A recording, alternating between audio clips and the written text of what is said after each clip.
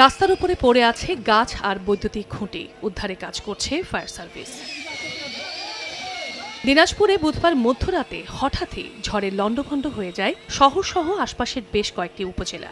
আকস্মিক ঝড়ে আধাপাকা বাড়িঘর, গাছপালা, বৈদ্যুতিক খুঁটি পড়ে যাওয়ায় ব্যাপক ক্ষতি হয়েছে। বৈদ্যুতিক খুঁটিগুলো রাস্তার উপরে পড়ে বিদ্যুৎ বিচ্ছিন্ন বিভিন্ন এলাকা। সড়কে গাছ পড়ে বন্ধ রয়েছে যান চলাচল। 2টার দিকে এমন ঝড় আসছে, ঝড় আসে সবকিছু একদম গাছপালা ভাঙে দিয়ে আমার ঘর দুয়ার সব ভাঙে তছনছ করে দিচ্ছে। আমরা কিছু বাইর করার সুযোগ পাইনি, হুট করে চলে আসছে, বাড়িঘর একবার তছনছ হয়ে গেছে। প্রত্যেকটি রাস্তায় আর কি গাছ ভাঙে পড়ে এবং বৈদ্যুতিক খুঁটি থেকে বৈদ্যুতিক তারগুলো ছিঁড়ে পড়ে। কারেন্ট, বিদ্যুৎ খুঁটি, রাস্তাঘাট একদম ব্লক, সাথে সাথে আমার বাসার গ্লাস ভাঙে গেছে। ফায়ার সার্ভিসের 3টি ইউনিট বিভিন্ন জায়গায় গাছ এবং বৈদ্যুতিক খুঁটি সরানোর কাজ করছে। বিদ্যুৎ তার, বিদ্যুতের খুঁটি এবং গাছপালা পড়ে ব্যাপক ক্ষতি হয়।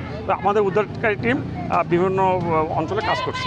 জয় ব্রাইট লক টেকনোলজি সাধারণ পাউডারের তুলনায় দেয় দ্বিগুণ উজ্জ্বলতা, রিন অ্যাডভান্সড দেয় দ্বিগুণ উজ্জ্বলতা। ঝড়ে সবচেয়ে ক্ষতিগ্রস্ত হয়েছে শহরের ঈদগাহ আবাসিক এলাকা, বালুয়াডাঙ্গা, মাহুতপাড়া, ইসলামবাগ রেল কলোনি, পাটুয়াপাড়া।